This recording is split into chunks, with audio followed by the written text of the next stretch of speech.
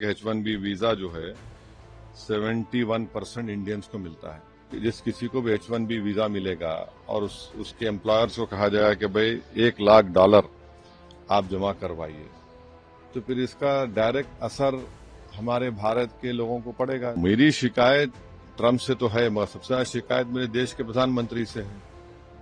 आपने अहमदाबाद में इतना बड़ा मीटिंग की, स्टेडियम में मीटिंग की, हाउडी मोडी किया आपने, ये क्या फायदा हुआ बताइए। बिल्कुल हम सकम ना करें ये अमेरिका की ट्रंप सरकार की ब्लैकमेलिंग को।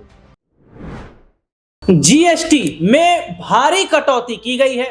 जी हां, दिवाली से पहले देश के लोगों को बड़ा तोहफा दिया गया है। तमाम ऐसे प्रोडक्ट्स हैं जिस पर जीएसटी घटा दिया गया है और खुद प्रधानमंत्री नरेंद्र मोदी ने अपने संबोधन में यह जानकारी देशवासियों को दी है।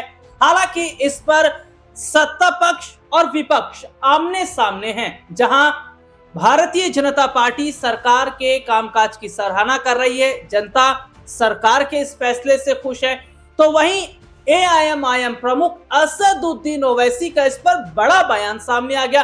क्या कुछ कह रहे हैं असदुद्दीन ओवैसी। इसके साथ ही साथ डोनाल्ड ट्रंप की भी मैं यहाँ पर बात करूंगा, जो अमेरिका के राष्ट्रपति हैं, और जिस तरीके से वीजा पर उन्होंने जो फीस बढ़ाई है, इससे भारतीय छात्रों को काफी ज्यादा कहा जाए तो नुकसान हो रहा है। क्या कह रहे हैं असदुद्दीन ओवैसी, ये जरा आप। बहुत बड़ा असर पड़ेगा ना, बहुत बड़ा असर पड़ने जा रहा है भारत के तमाम नौजवान लड़के लड़कियों पर जो बड़ी मेहनत करके आगे बढ़ते हैं। भारत में H1B वीजा जो है ज्यादातर पूरे, पहले तो समझिए कि H1B वीजा जो है 71% इंडियंस को मिलता है। उसमें से बहुत बड़ा शेयर होता है तेलंगाना, आंध्रा के जो टेकीज होते हैं।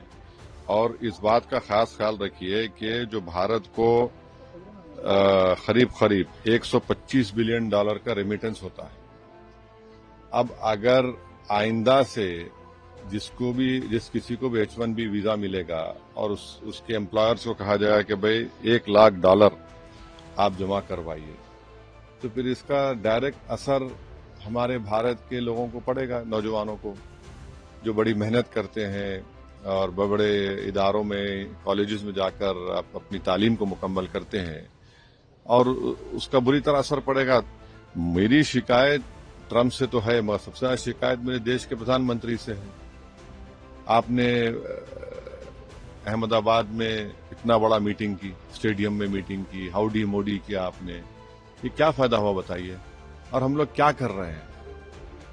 मैं कोई पॉलिटिकल पॉइंट स्कोर करना नहीं चाह रहा हूं, मगर भारत सरकार को और खासतौर से मोदी सरकार को सोचना चाहिए कि ये सब जो पाकिस्तान का मिलिट्री चीफ जाकर खाना खाता है ट्रंप के साथ, फिर हमारे पड़ोस में हम देखते हैं कि पाकिस्तान और यूएस का ट्रेड एग्रीमेंट हो जाता है, ये सब इससे हो क्या रहा है। और फिर ये अगर इस पर हम कंट्रोल नहीं करेंगे तो फिर नुकसान हमारे इन बच्चों का होगा।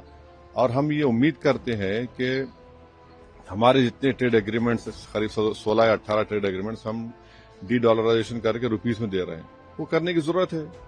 और बिल्कुल हम सकम ना करें ये अमेरिका की ट्रंप सरकार की ब्लैकमेलिंग को। ये सब चीजें हो रही हैं। इसका H1B वीजा ठीक है, अब जो फरवरी के बाद होगा, जो सब कह रहे हैं, मगर बहुत बड़ा असर पड़ेगा ना, बहुत बड़ा असर पड़ने जा रहा है भारत के तमाम नौजवान लड़के लड़कियों पर जो बड़ी मेहनत करके आगे बढ़ते हैं। तो देखा आपने असदुद्दीन ओवैसी ने क्या कुछ कहा। हालांकि ये वाकई अगर देखा जाए तो भारतीय जो छात्र हैं उनके लिए ये खबर अच्छी नहीं है, क्योंकि अमेरिका के राष्ट्रपति डोनाल्ड ट्रंप ने जिस तरीके से टैरिफ बम फोड़ा था भारत के ऊपर, उसके बाद हम देखते हैं जो H1 वीजा है उसको जिस तरीके से उस पर उन्होंने जो फीस लगाई है, ये तमाम चीजें बताती हैं कि क्या डोनाल्ड ट्रंप भारत के साथ अपने रिश्तों को खराब कर रहे हैं। और डोनाल्ड ट्रंप जिस तरीके से भारत के साथ रिश्तों को खराब कर रहे हैं, भारत क्या उतनी ही मजबूती के साथ डोनाल्ड ट्रंप को कड़ा संदेश भी दे रहा है।